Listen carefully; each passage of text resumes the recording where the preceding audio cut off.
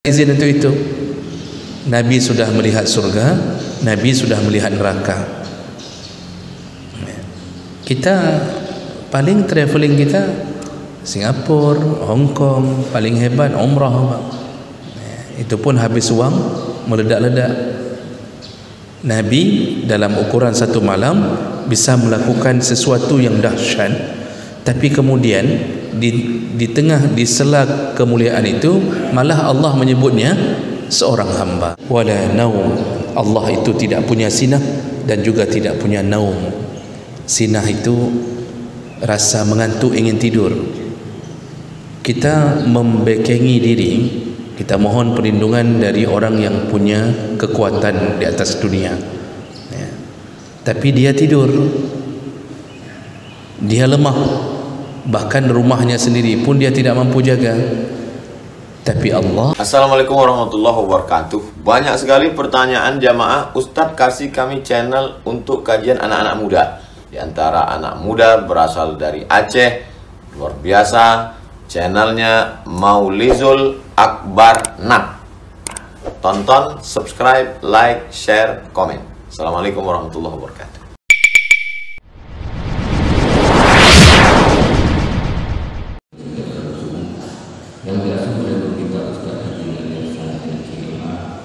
Beliau masih membahas tentang isi kitab kita pada yang diri yang berisi tentang anjuran dan ancaman dalam Poin ketiga sahabat itu bagi beberapa sisi utama ini dan kedua ini baik berdasarkan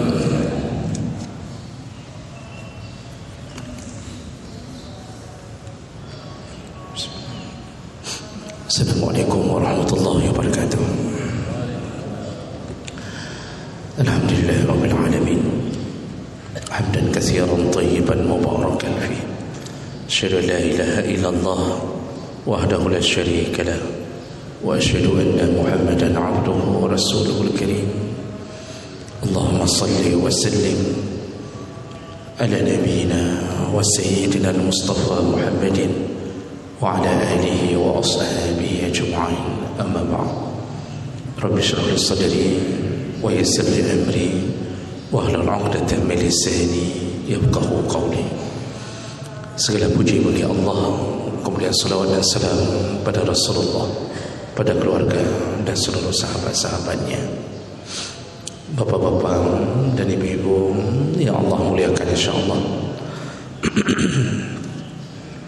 Kita masih membahas tentang anjuran untuk membaca zikir-zikir di antara pagi dan sore dengan berbagai manfaat atau fadilah.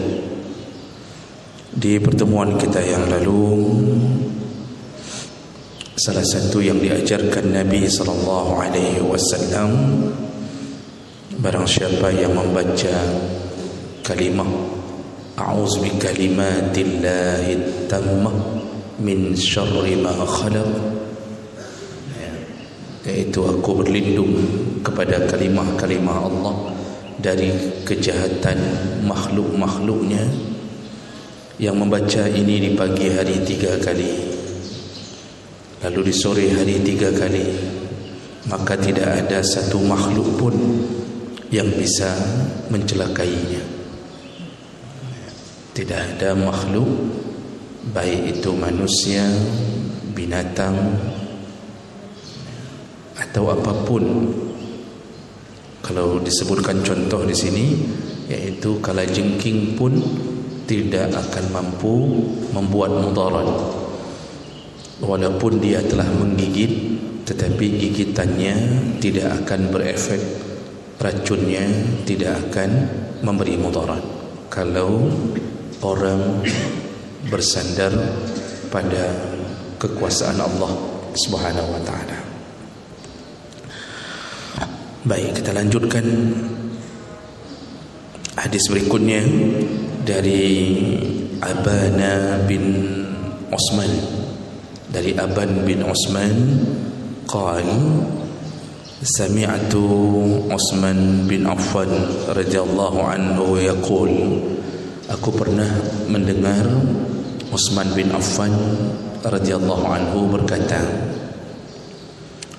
qala Rasulullah sallallahu alaihi wasallam, Rasulullah berkata, ma min 'abdin yaqulu fi sabah kulla yawmin wa masa kulla laylah. Barang siapa yang membaca di setiap pagi dan di setiap sore, yaitu bacaannya di pagi dan sore.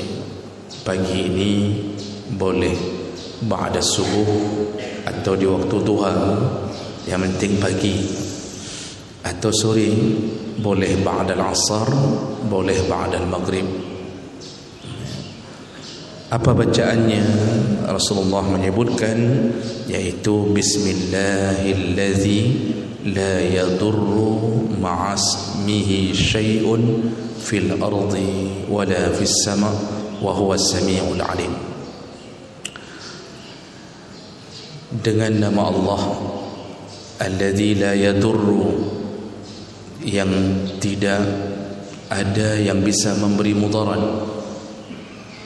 ma'asmihi syai'un, berkat dari namanya, fil ardi wala fis sama, baik di langit maupun di bumi, wa huwas sami'ul alim, Allah lah yang maha mendengar dan maha tahu. Jadi kalimah ini kalau dibaca di pagi hari lalu dibaca di sore hari, jumlahnya salasa marrat. Kata Rasulullah, bacalah 3 kali, pagi 3, sore 3. Jadi ini habis salat subuh langsung baca bismillahilladzi la yadurru ma'asmihi syai'un fil ardi wala fis sama wa huwas sami'ul alim, fala yadurruhu syai', maka dipastikan tidak ada yang bisa memberi mudarat kepadanya. Jadi ini contoh, ini jenis zikir perlindungan yang kedua. Tadi yang kemarin, a'udzu bikalimatillahi tammah min syarri ma khalaq.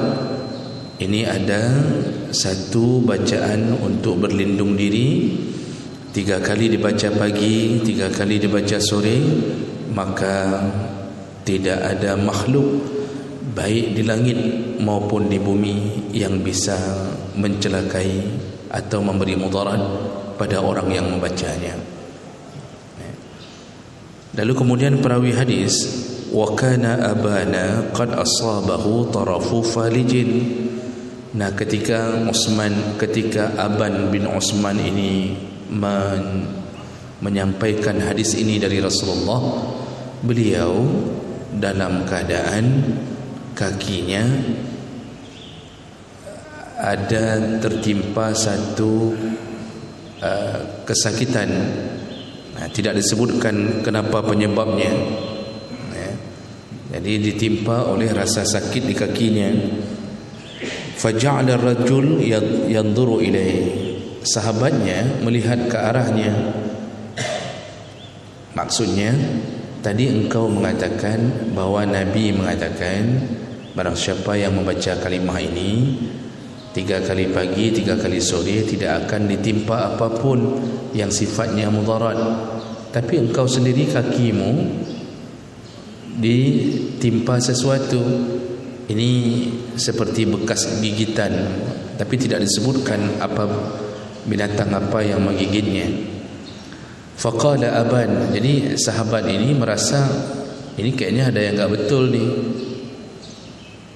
Dia baca tentang fadilah bacaan itu, tapi dia sendiri kakinya dalam keadaan sedang ditimpa sesuatu.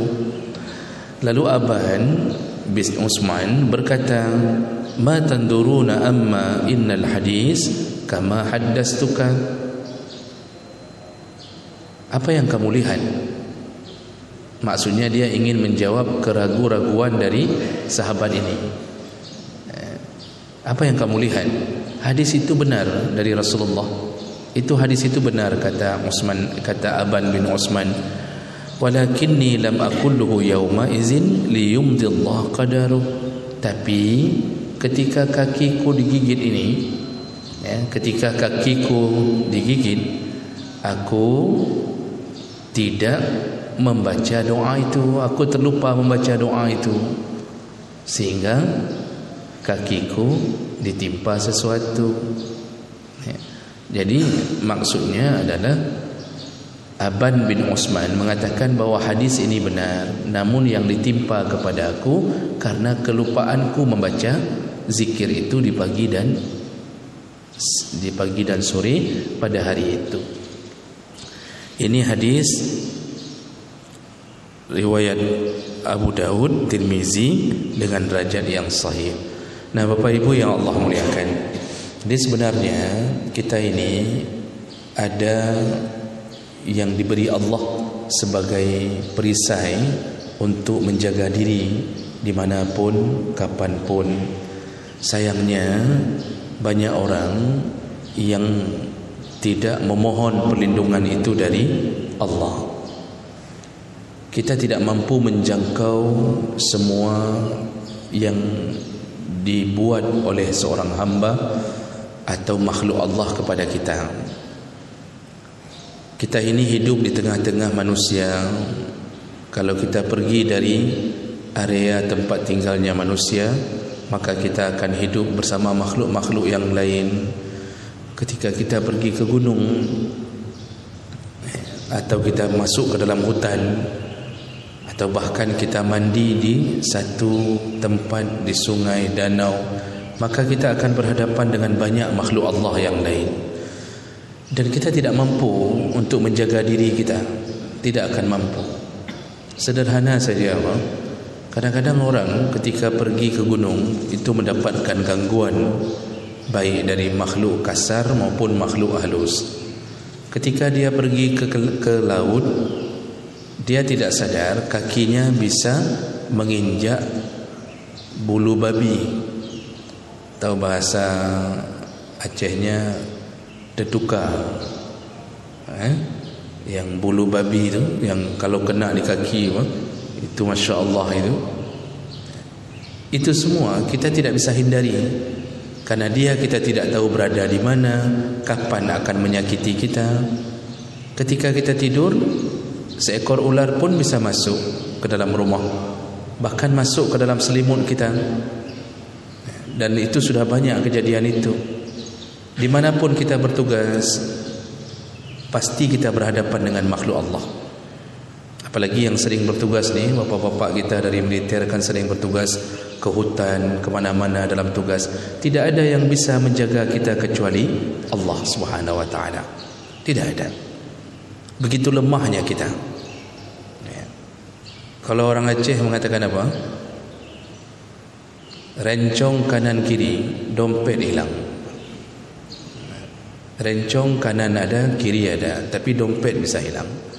Kenapa? Kita lemah. Kita tidak mampu menjaga diri.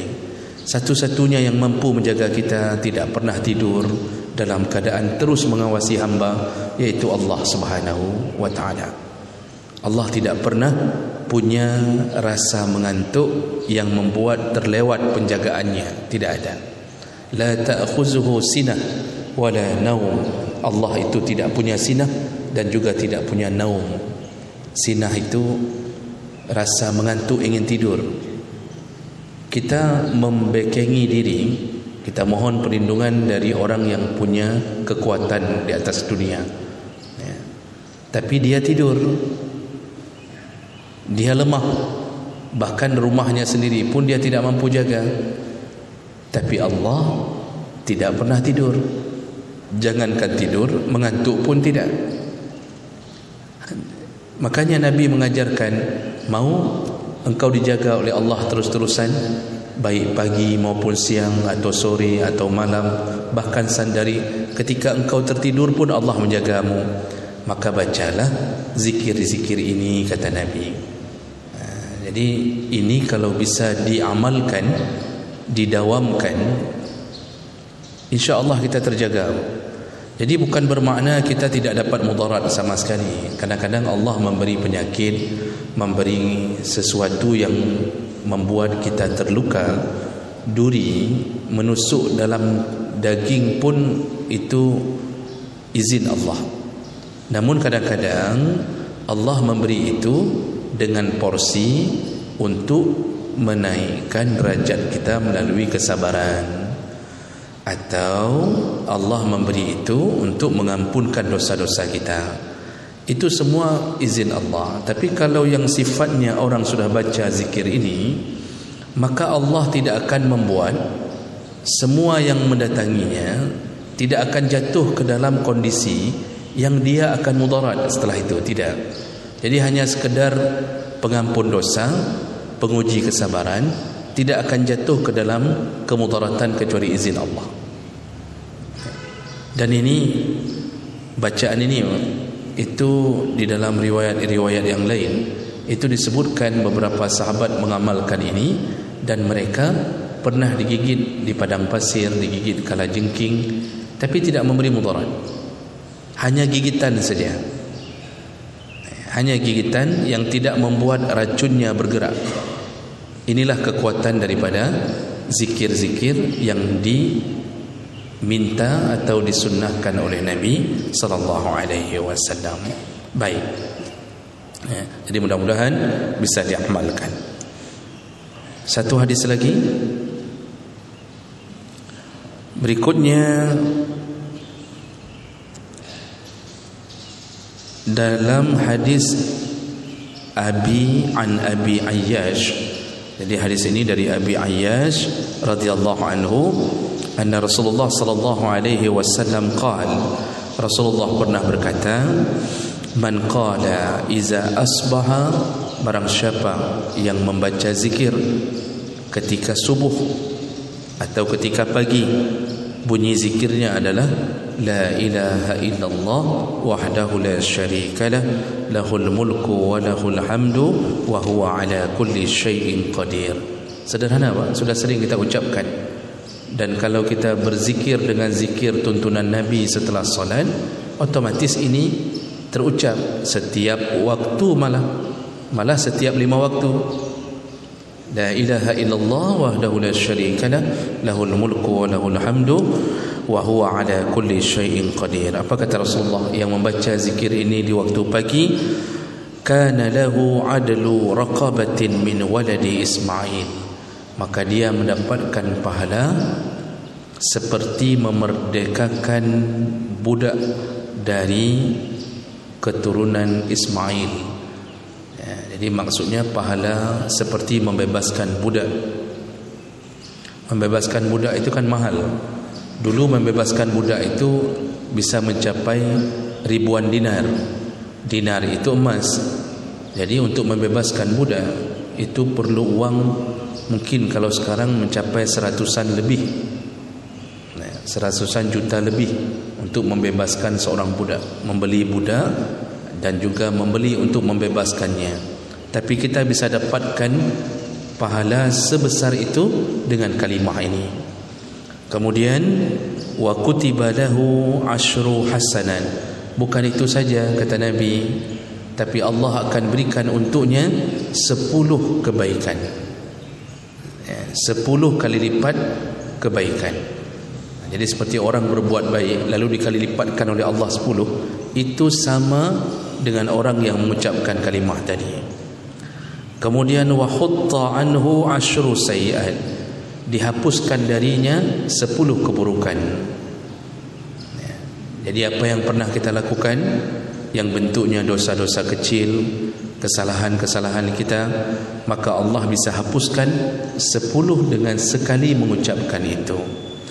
Kemudian wa rufi'a lahu asyru darajat, Allah bisa angkat orang yang mengucapkan itu derajatnya, yaitu 10 kali lipat derajatnya diangkat. Ini derajat di akhirat.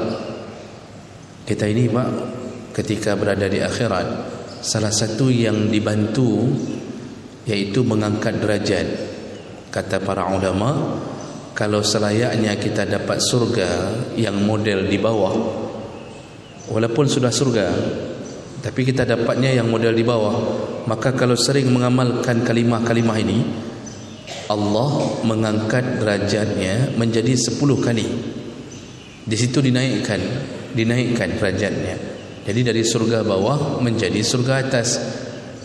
Itu contoh seseorang yang dimaksud dengan menaikkan derajat.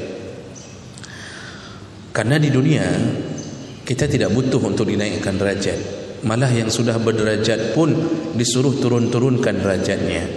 Jangan terkesan sombong, jadi jangan terjebak ke penyakit takabur. Yang punya derajat pun disuruh turun-turunkan. Nabi SAW itu manusia yang paling menghambakan diri kepada Allah. Dan Nabi berlaku hidup seperti seorang hamba. Sampai makan pun Nabi tidak mau duduk di atas sofa. Nabi makan tidak mau duduk bersandar, tidak mau duduk di atas kursi, di atas sofa. Jadi Nabi duduknya di lantai kalau makan, dengan melipat kakinya yang sebelah kanan diangkat, pahanya sebelah kanan diangkat, diturunkan yang sebelah kiri. Nah, itu menunjukkan derajat Nabi direndahkan. Dia merendahkan dirinya di hadapan Allah. Jadi kita ini, derajat kita ini paling tinggi ketika paling rendah di hadapan Allah. Derajat kita paling tinggi ketika kita berhasil membuat diri kita paling rendah di hadapan Allah. Makanya Allah memanggil hambanya yang tersayang dengan kalimah abdun. Kalau sudah dipanggil Allah abdun, itu berarti manusia itu paling tinggi derajatnya di sisi Allah. Makanya coba lihat, Nabi Muhammad dipanggil abdun oleh Allah. Contohnya dalam keagungan kisah Isra Mi'raj, kan Allah mengatakan subhanallazi asra bi'abdihi, maha suci Allah yang memperjalankan hambanya. Abdihi itu panggilan untuk Nabi.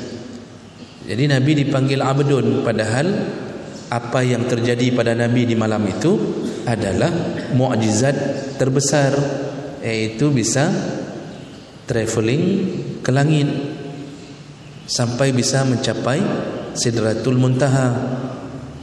Dan belum pernah ada Nabi yang diberikan izin untuk itu. Nabi sudah melihat surga, Nabi sudah melihat neraka. Kita paling traveling kita Singapura, Hong Kong, paling hebat umrah. Itu pun habis uang meledak-ledak. Nabi dalam ukuran satu malam bisa melakukan sesuatu yang dahsyat, tapi kemudian di tengah, di sela kemuliaan itu malah Allah menyebutnya seorang hamba. Jadi jangan salah faham, makin rendah diri kita di hadapan Allah, makin tinggi, makin kuat kita merendahkan diri, semakin tinggi di hadapan Allah. Yang jangan hambakan diri di hadapan manusia. Maksudnya jangan jadi budak di hadapan manusia. Jadi mental, jangan mental budak. Itu yang dilarang dalam agama Islam, itu dilarang seperti begitu. Nah, jadi Allah bisa angkat derajat dengan kalimah tadi. Lalu Nabi mengatakan kelebihan berikutnya adalah wa kana lahu fi hirzin minasyaitan hatta yumsi, dan dia dijaga oleh Allah dari tipu daya syaitan sampai sorenya. Tipu daya syaitan tentu yang dimaksud adalah kita akan diusahakan untuk berbuat maksiat antara pagi dan sore. Dengan membaca kalimah la ilaha illallah wahdahu la syarikalah lahul mulku wa lahul hamdu wa huwa ala kulli syai'in qadir, maka Allah akan menjaga agar syaitan tidak mampu menjaga, tidak mampu menipu kita dengan tipu dayanya. Bapak Ibu yang Allah muliakan, perlu diwaspadai, syaitan ini punya banyak langkah. Makanya Allah mengatakan wala tattabi'u khutuwatis syaitan, janganlah engkau mengikuti langkah-langkah syaitan. Allah jamakkan langkahnya. Banyak sekali langkah syaitan. Tidak bisa masuk dari kanan, dia datang dari kiri. Tidak bisa dari kiri, dia datang dari depan, dia datang dari belakang. Apapun dia bisa lakukan. Jangan mengira kita lepas daripada usahanya. Apalagi Allah mengizinkan di setiap kita ada syaitan, ada qarin yang terus berusaha menjatuhkan kita. Tidak ada yang mampu melawannya karena dia gaib. Kita melawan sesuatu yang gaib, dia ada, tapi kita enggak bisa melihat. Kalau bisa lihat, bisa kita tampar, bisa kita pukul. Enggak bisa kita lihat, tapi dia terus menggoda kita untuk masuk ke dalam jurang maksiat. Maka siapa penjaganya? Allah. Bagaimana cara jaga? Ucapkanlah di pagi hari kalimah tadi. Allah jaga. Jadi maksudnya keinginan berbuat maksiat ada. Jadi kan syaitan tu yuwaswis, selalu begitu, disuruh-suruh, lihatlah, nanti buka HP saja, itu nanti disuruh-suruh, lihatlah website-website yang berbahaya, sekali saja enggak apa-apa lah. Nanti sudah kecanduan itu. Ada yang terus-terusan hidup dalam maksiat, enggak bisa melepaskan diri dari sakau sabu, sakau narkoba. Ada yang terus-terusan mengimpikan untuk bisa berzina, jadi kecanduan berzina. Tidak ada yang bisa melepaskan itu kalau sudah dipegang oleh syaitan. Hanya Allah yang bisa mencegah. Caranya berlindunglah dengan kalimah tadi. Jadi ini janji Nabi SAW. Lalu kemudian Nabi menutup hadis ini dengan mengatakan, fa in qalaha iza amsa, barang siapa yang membaca kalimah tadi di sore hari, tadi di pagi hari, barang siapa yang membacanya di sore hari, kana lahu mislu zalik, maka Allah berikan juga untuknya seperti yang membaca di pagi hari, hatta yusbih, dan dia dijaga oleh syaitan sampai subuhnya. Dan ini menjadi salah satu bacaan yang mudah dibaca, mudah diamalkan, tetapi Masya Allah banyak sekali fadilah yang kita dapatkan dari zikir ini. Jadi pagi ini kita belajar 2 zikir. Apa yang kita tahu segeralah amalkan, dan berusahalah menjadi amalan yang istiqamah. Jadi kalimat bismillahilladzi la yadurru itu dibaca tiap pagi dan petang 3 kali.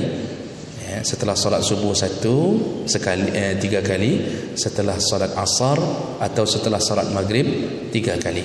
InsyaAllah kemanapun kita pergi, dijaga Allah dari semua kejahatan makhluknya. Sihir pun tak mempan kalau itu kita jadikan istiqamah. Namun bukan bermakna asam urat enggak kena juga asam urat, kolesterol, pilek, demam, tipes, DBD itu kena juga. Karena itu izin Allah itu ingin mengampunkan dosa kita. Jadi jangan fikir setelah baca doa itu semua enggak kena. Bisa jadi habis baca doa itu langsung stroke. Tapi maksudnya makhluk Allah yang ingin mencelakai kita itu tidak mempan. Harimau pun tidak akan mampu untuk mencelakai kita. Syaratnya istiqamah. Jadi jangan hanya waktu ketemu sama harimau saja dibaca. Harimau pun mikir, ikah ke baca 3-nya. Kamu bacanya cuma sekali ini saja. Mana ada cerita yang begitu. Istiqamahlah, lalu pergilah, masuklah ke hutan, naiklah ke gunung, masuklah ke sungai. Asal itu jadi bacaan, Allah akan tunaikan janji. Jadi jangan fikir janji Allah itu seperti janji kita. Kita janjikan ke orang, tenang, pergi aja. Kalau ada apa-apa telefon saya. Udah mati baru bisa telepon.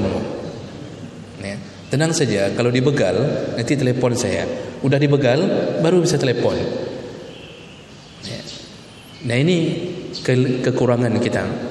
Jadi itu zikir yang pertama tadi. Yang kedua, bacalah setiap pagi dan sore la ilaha illallah wahdahu la syarikalah lahul mulku wa lahul hamdu wa huwa ala kulli syai'in qadir.